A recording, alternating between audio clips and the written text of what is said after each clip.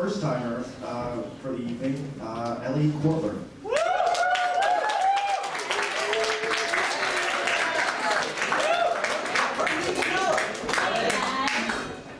Hello, how's it going?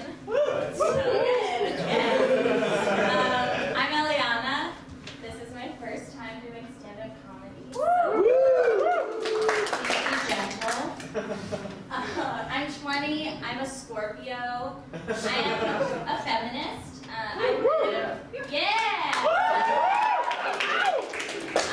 I live kind of in the Beyonce school of feminist thought, which means I will fight tooth and nail, side by side with women of all shapes and sizes and colors until Beyonce rules the world. Because she is the queen, and we just need to accept that.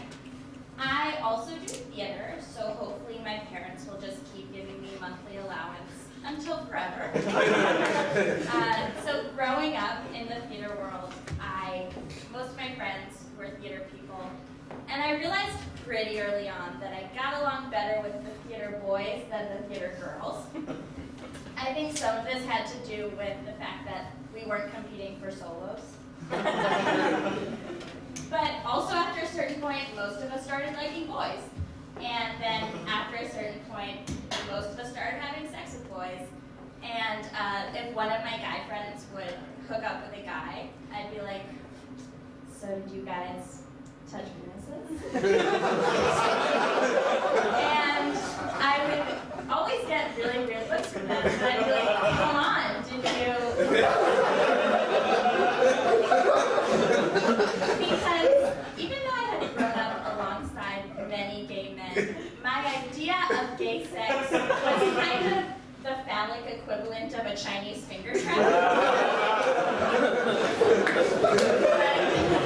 It's okay, I know what gay sex is now because I watched the series premiere of Looking on HBO Go. It's the gay girls, guys. I actually watched a lot of HBO Go last semester because I took a semester off from school. Time off from school.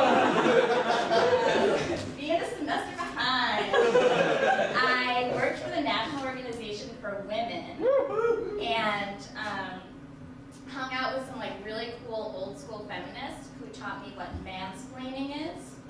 So for those of you who don't know, mansplaining is when a man splains something to you that you didn't need him to splain. That's also an example of mansplaining. I also learned during my time off that I can be kind of a crazy girlfriend. Probably the best example of this, I was Skyping with my boyfriend. My boyfriend's name is Stu, and that's not a joke. Eliana and Stu. Disclaimer, Stu is on the hockey team. So, yeah. I am a Jew from New Jersey who's a feminist theater nerd dating a hockey player. So, stereotypes? I don't know. But Stu and I are Skyping, and he was like, hey, do you know Sidney Crosby?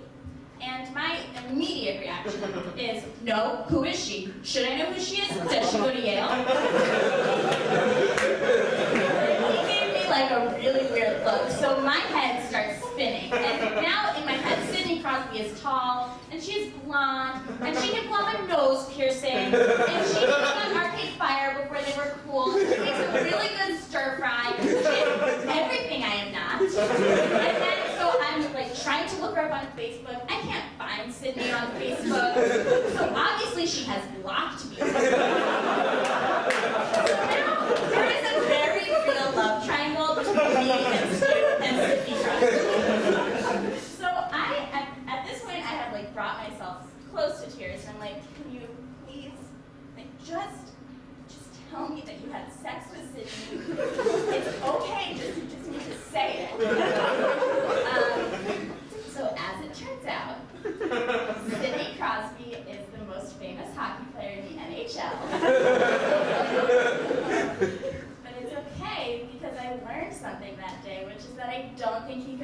a nose piercing. Yeah, but relationships are like super weird. College relationships are super weird. Last week, Stu and I were having sex, as we do. Yeah, sex. As we do most Monday nights.